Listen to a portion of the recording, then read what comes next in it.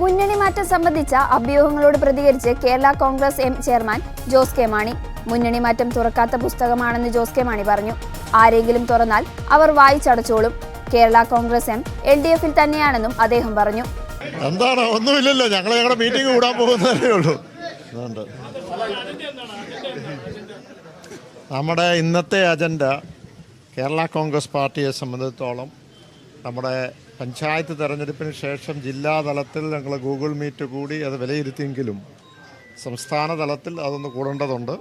ഇപ്പം ജില്ലാതലത്തിൽ പഞ്ചായത്ത് തെരഞ്ഞെടുപ്പിൻ്റെ വിലയിരുത്തലുണ്ട്. അതിനുശേഷം നിയമസഭാ തെരഞ്ഞെടുപ്പിലേക്ക് പോകുമ്പോൾ അതിൻ്റെ പ്രിപ്പറേഷനുണ്ട്. അതോടൊപ്പം തന്നെ നമ്മുടെ മേഖലാ ജാഥകളും ഉണ്ട്, ഓരോ 3 പ്രദേശങ്ങളിലുള്ള ആ ജാഥയെപ്പറ്റി സംസാരിക്കാനുണ്ട്. മറ്റ് അജണ്ടകളുമുണ്ട്. അപ്പോൾ ഇത് അല്ല, അതല്ല ഞാൻ ചോദിച്ചിട്ട് ചർച്ച ചെയ്യണോ?